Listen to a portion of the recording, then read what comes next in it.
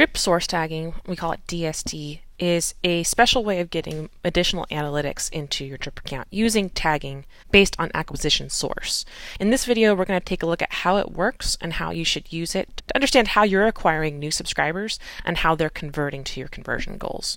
If you've ever seen a query string before, it's a simple addition to a URL that allows you to get more data on who clicks that URL. When you see a query string at the end of a URL, it's basically saying add this additional information into the destination this person is clicking. So if someone's clicking that link, it'll take the extra information at the end of that URL that's not really a directional part of the URL and pass it along to where the person's clicking. So in this case, you're seeing example.com $DST equals Facebook.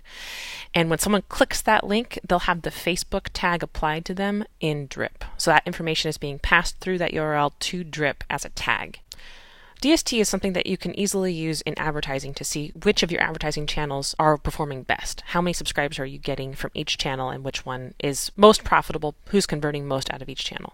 In this example, let's say that you use a link in one of your Facebook ads and it has a query string of $DST equals Facebook. You've added that in so anyone who clicks on that Facebook ad will show up in your Drip account with the Facebook tag. When this query string is added to the end of that URL, it lives in that ad. It's not changing the location of where they're going when they click that link. It's simply adding that Facebook tag to them once they click the link and if they ultimately become a subscriber of yours. What you're looking at here is a URL parameter from a Facebook ad. This is where you add in things like query strings to go at the end of the URL that someone's clicking on Facebook. And you can see that in our ad, we're using FB-GN-1 to indicate that's the ad they're clicking on Facebook.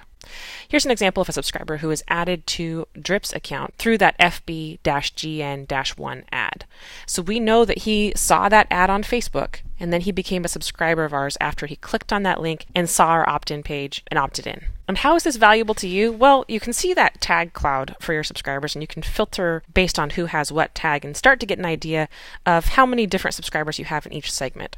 But where it gets really interesting is when you use Drip conversion reports and filter them with the DST tag. To give you a little bit of context, conversion reports are basically reports that tell you how many times subscribers have done a certain thing that indicate a conversion. For example, how many times have they downloaded your ebook and how much money have you generated because of that? How many times have they opted in for a webinar and what value have you associated with that? So you can start to see a return on your investment. These reports are filterable by a number of different parameters. You can adjust by date range. You can also adjust by where this person is in your account. Are they at the account level? Do you want to see a report on just people in a certain campaign? But you can also filter it by tag. And when you filter it by a DST tag, for example, let's say you're using a DST on Facebook and you want to see everyone who's ever clicked on that Facebook ad and ended up actually becoming a customer of yours and paying you money. This can start to really reveal how effective your different channels are because it's directly associating your ad spend with a return on your investment, seeing that person become a customer.